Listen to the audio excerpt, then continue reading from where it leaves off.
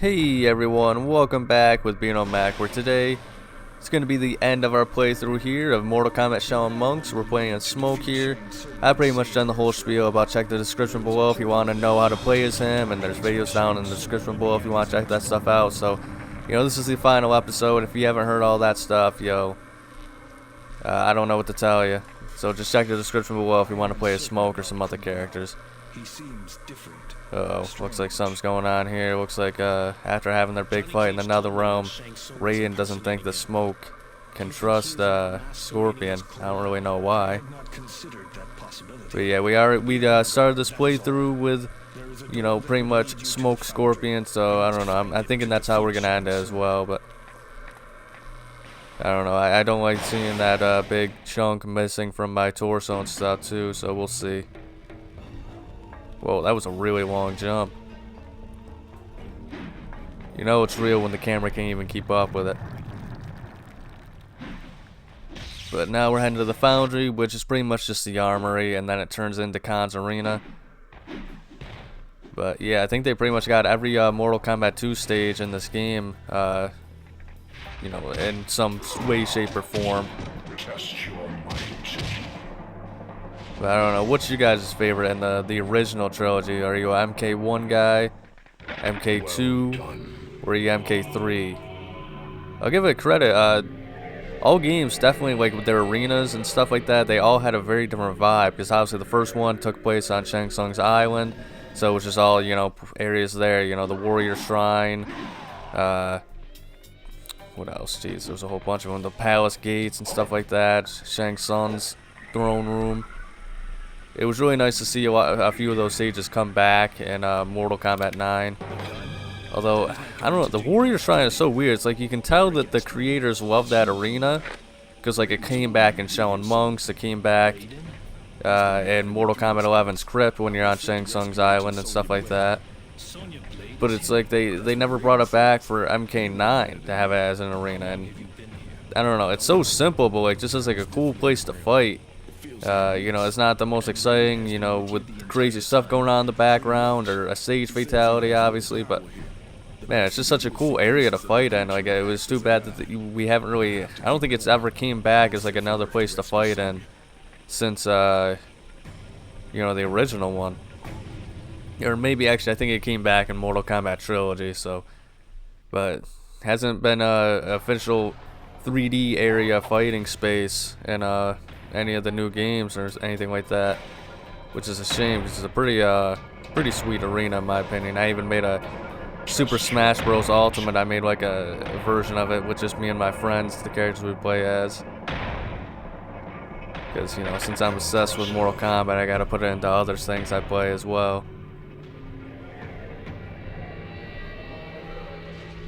Alright, so you always gotta make sure you do these texture mites first before you end up going, because otherwise if you get the weapon before you do it, you're gonna just end up having to drop it and then go all the way back to grab the weapon and stuff like that. It's a mess. It's also the hidden boss rush mode that was supposed to be included that you can access in this, but you need the weapon once again to even do that, which is so awesome that they even just left something like that in.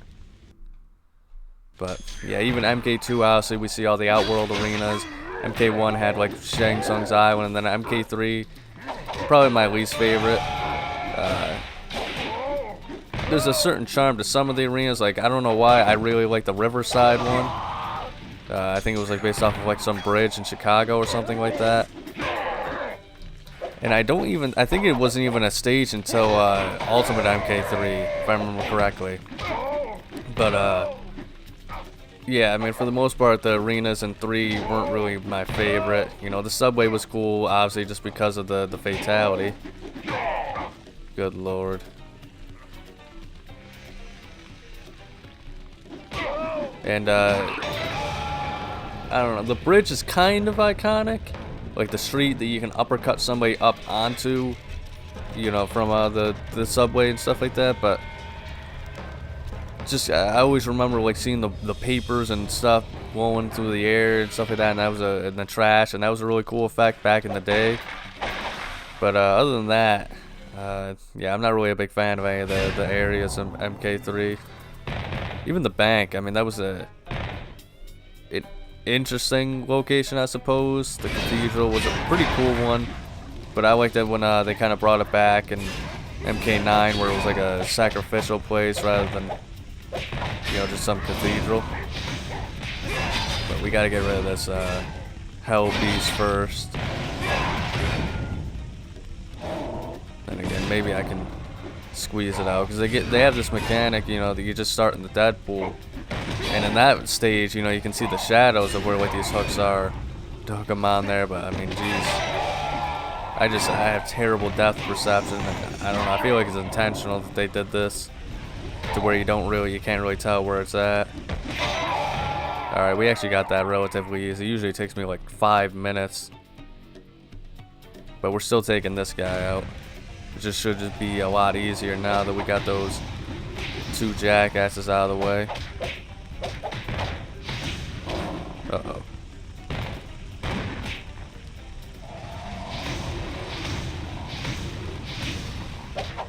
Just gotta beat him down. But yeah, boss rush mode, once you get the weapon, you can actually fight him. And I think this Orochi Hell Beast is, you know, one of the bosses you fight. I think you fight 2 of them at the same time.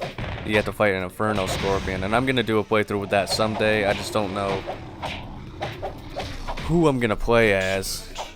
Probably somebody like maybe I'll do Noob Saibot and Sub-Zero or something like that, because Sub-Zero's my favorite regular character to play as in this game. And I would love to do it as Ermac, but like obviously he has like 5 moves. There's no way. And I will say this: the boss rush mode is by far the hardest challenge in the whole game. Especially once you get to the end, it's just. It's just, you can see why it wasn't really finished in the game. It's definitely a real challenge. But it's crazy too, because I mean, you'd think they have like they have 9 stages that were already complete, so it makes you wonder how many more stages they actually wanted. But you know, for whatever reason, this game, I don't know, like you'd think that this would be perfect to like have more production art and, you know, even reference the unused mode and stuff like that, and some of the secrets you can unlock in this game by getting those red orbs. But oddly enough, that's not the case. So it's just kind of like an unfinished mode that they included a big part of it in there, and there's not really any details in it, I don't think. Even like people dissecting the code, I don't think there's like any extra hidden stages or whatever. But there's also a lot of unused enemies like you can find on YouTube easily. Like there's a Banshee enemy that nobody really knows what the heck that was supposed to be. In the boss rush mode, there's a lot of unique areas, I believe, that aren't used anywhere else in the game. I think there's also some versus mode stages that they reuse. I think the biggest issue I have with it though is you fight, you know, like a lot of boss characters, obviously, like Baraka and Inferno Scorpion, and unfortunately though, you know, they have like a death pose, like they die in versus mode and stuff like that, where it seems like you have the time to hit them with a fatality, but unfortunately the game doesn't allow you to actually access the fatality thing on them, which is a damn shame, because I mean that would be pretty awesome if you could, you know, in that state you could use a fatality on those guys and kill them off and stuff. I mean, it works perfectly fine with all the models and stuff, so I don't really know why that wasn't the case. Stupid gameplay mechanics.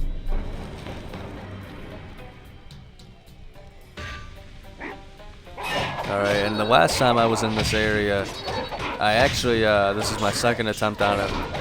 I posted the short up on the channel and stuff like that. I did like a combo, and somehow when I swung back down, I just ended up underneath the stage and burned alive by the lava underneath this map. So yeah, this is by far the most glitchy playthrough I've had to do on Shaolin Monks.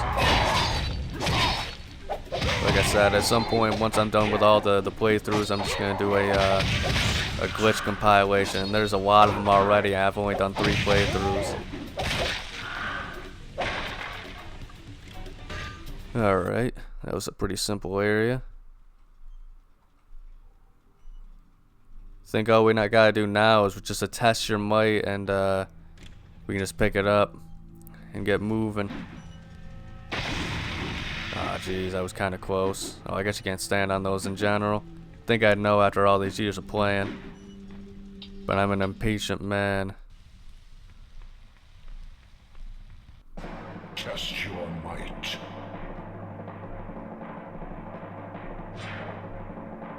in 8 seconds. Yeah, as a kid, I didn't realize you could actually press all 4 of the action buttons, so I just was stuck as a kid. I couldn't do touch and wave to save my life.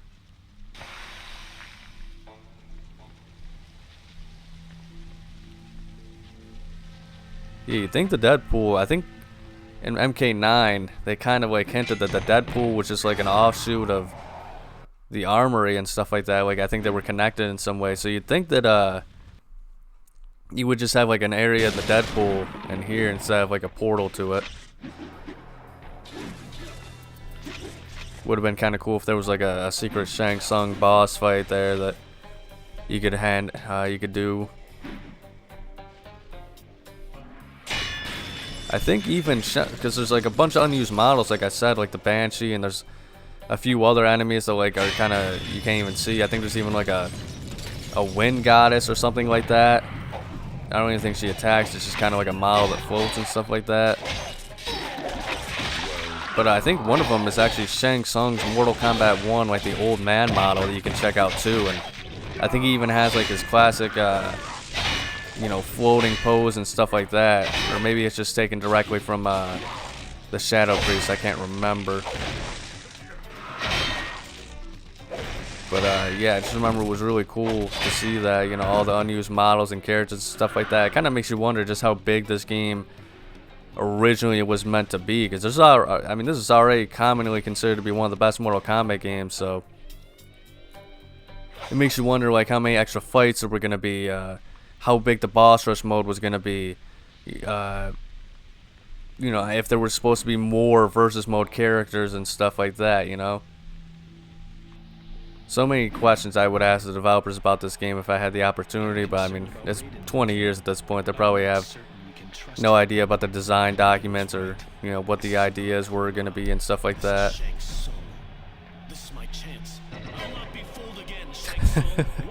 I love this cutscene so much. It's so stupid. Especially since they just happen to be walking like in this area. They don't even know where they're going, and they're just a random fight breaks out. At least we got Raiden to kind of break the tension here.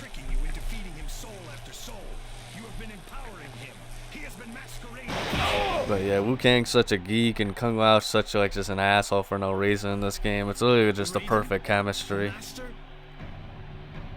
Shang Tsung? I am Shao Kahn. I will be your death. Although it does make sense, it would have been kind of cool had they built up Shao Kahn just a little bit more, but like they kind of do reference him a few times throughout the games. But you know, if you play Mortal Kombat 2, also you know that he's gonna be the guy that shows up and stuff like that. Also like how there's just a bright light that pops up and stuff like that, and as if like there's not like a even bigger, brighter light right behind them, the stairs they walked up. But yeah, this boss battle thing, I'm gonna do a little special thing for you guys. I'm actually gonna fight each character with a different character theoretically, so I'm swapping the moves out for each fight. There were a lot of issues with it, you know. Also posted up on YouTube if you want to see some more goofy glitches that I had to deal with in these fights in particular. But yeah, I figured I'd get a little more variety, you know, hone my skills from the previous play levels that I had to play through and put it all into one big fight here. Master Raiden, I love that worried look on his face he always gets too. It's crazy that if Kung Lao wasn't here, like Liu Kang would just die because he just couldn't believe that Raiden was possessed. Well, that Raiden was actually Shang Tsung. They've also never really done a good job, I feel like, of explaining Shang Tsung's powers. Because I always thought, like, they always make it seem like, okay, he can transform in anyone's soul that he takes. But obviously, like we see in this game, for example, he's impersonating Raiden the whole time. He has impersonated Johnny Cage as well. So, obviously that's not the case. I don't know. It's just weird to me. Now we're playing as Liu Kang, and I forgot you can't block that attack. But I don't know, like especially, I think even the MK1 movie, I remember like he impersonated like a famous director that Johnny Cage, you know, looked up to and stuff like that, and that's how he entered the tournament. So that's such weird. I'll never understand the physics of these moves though. Like just I can't freaking shoot the final fireball out because I'm smoke. Like I don't know. I have to wonder like what's going on in the code in this game to where like certain moves just don't work because of the character model that I'm playing as. Ooh, that was a smooth bicycle kick. I hate the way you have to do it in this game, but it's still really awesome to see when you pull it off. Bicycle kick. Yeah, see, I can't throw the final hit.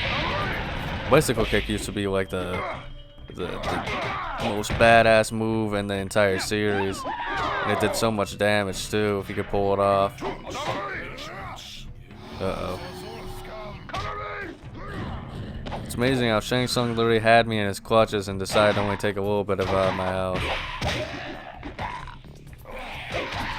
Yeah, trying to pull off some of these secret combos here.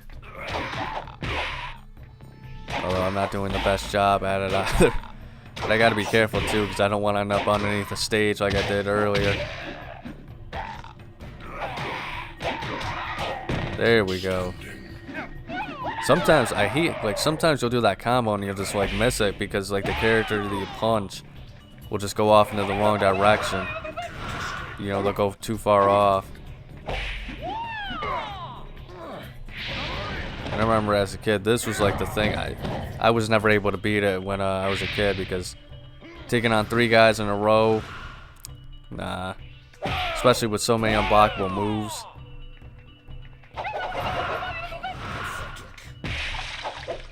Alright, time to take out the trash. I always loved doing this as Liu Kang as a kid because it was like, I was still pretty pissed off about Deadly Alliance, about how Liu Kang died in the intro. Liu Kang isn't my favorite by any means, but it just was like, oh, come on, man. You can't do that. He's the main guy. But, I don't know. That's what I've been kind of talking about this whole playthrough, about, you know, taking risks and stuff like that that you can't do anymore. Although, I don't know, I guess MK9 did take that risk, but like it feels, I don't know, it felt like there was more experimentation around this time, and it feels like anytime they do anything experimental in Mortal Kombat story mode nowadays, it's like, they just, I don't even say they go back on it, it's just that they change, they tease something that's going to happen, and they just immediately like pretty much change it the next game. So like MK9, right, it ended with Shinnok and the potential invasion there. Game opens in MK10, Johnny Cage kicks his ass easily because he's got that god power that, you know, probably would have, you'd think it would have been like came in handy in MK4 or something like that, but obviously, you know, it's just like a retcon thing. But I mean, it was cool that they did actually, you know, bring it up, and you know, it was a part of his ending in MK9, so it wasn't, you know, completely out of nowhere. It's just, you know, you kind of wish it would have been something maybe at the end of the game or something like that, or maybe even just like in Cassie, like it came out with her instead of like Johnny or something like that. I don't know. And then obviously at the end of MK10, they had Raiden, you know, friggin' going to Revenant Liu Kang and Revenant Katana, and you know, Dark Reign was a thing again. He was like, hey, anybody messes with Earthrealm, you know, I'm gonna, you know, take him out personally. And we got a little piece of that once again, you know, I think in the first 2 chapters of MK11, and then Dark Reign disappears completely, and it's like, yeah, you kind of fight, you know, the Revenants and stuff like that in the game, but like they're just kind of minions of Kronika rather than like this seemingly teased war with the Netherrealm that we got in, you know, at the end of MK10. And it would have been way more exciting to just see Liu Kang as the main villain instead of, you know, Kronika. Like, it would have been cool maybe if, like, I don't like Kronika at all. I've already said my piece on that, but it would have been cool if, like, they had a little bit of patience and just, you know, waited till the next game to have Kronika. You know, they could have even just teased her at the end of MK11 or something like that. I think it just would have been better in the end, and obviously we would have also had even more time with the I don't even know what to call it anymore. There was the original timeline, then there was the alternate timeline, and now there's so many other timelines. I guess we'll go with the, I don't even know, the second timeline or whatever. And then I think it was at the end of MK11, they, you know, I don't even know if it was a tease, to be honest, but like they showed like Liu Kang, Fire God Liu Kang, talking to the Great Kung Lao and stuff like that. It's kind of a, I don't know, it's tough to say. I mean, I feel like the Great Kung Lao, it's really cool, the lore behind him, but I do have to wonder what he would be like if they did make him a character. I feel like if they did, they would have to probably feel like they'd have to go the route of making him a villain, so it'd be like a shock thing or something like that. And maybe he's not as good as the legends say or something like that. I feel like that'd be kind of lame, but at the same time, like, it's one of those things you can't really take the risks anymore, because obviously, you know, you wouldn't have all the Scorpions and the Sub-Zeros and stuff like that you would have in his time and stuff like that. Although maybe you could have like the instead of Kuai Liang, you know, the ancestor of Sub-Zero. But like I said, I mean, they kind of made it a big thing that at this point that obviously like the characters we interact with, I mean, they're not going to really progress or anything like that, or have anything added new to their story that kind of sticks with the character or anything like that. I think that was the big deal for a lot of people with Sindel. It was like, hey, you know, you're changing the war, you're changing, you know, she wasn't the most exciting character, but you're kind of changing your character just for the sake of it and saying, hey, it's a new, it's not the same character, it's just, you know, a skin attached to, you know, like a new character essentially, you know.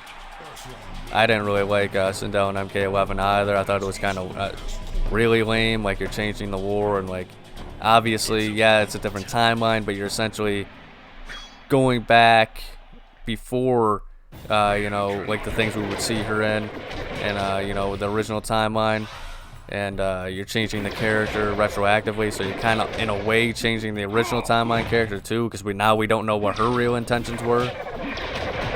And I feel like that's kind of when I really kind of found out, like, okay, none of these characters, their motivations, it doesn't matter, because they can change whatever they want them to be, depending on what game and stuff. So, and obviously nobody progresses, because the timeline constantly changes and all that other stuff. But like I said, it's not just Mortal Kombat that does that anymore. It's just, you know, gaming as a whole has to do that for a lot of companies.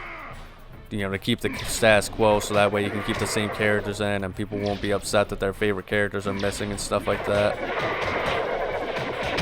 Damn it, sometimes he gets stunned and other times he doesn't. Jeez Louise. Okay, made it to the second phase. He's much more dangerous in the first phase, really, I think, than the second. Because the second one, like, obviously he can kill you at like full health if you get hit by his like swinging hammer stuff, but all you gotta do is just avoid it, and it's a lot easier than you think once you figure it out. But it is just kind of like a huge horseshit kind of fight, if I'm being honest. It's a run killer. Just gotta be careful. And it's deceptive, because like there's times where like he doesn't seem like he charges very far, and then there's other times where it seems like he goes halfway across the map. But I don't know. I haven't even checked out MK1. I'm just not gonna play that stuff anymore.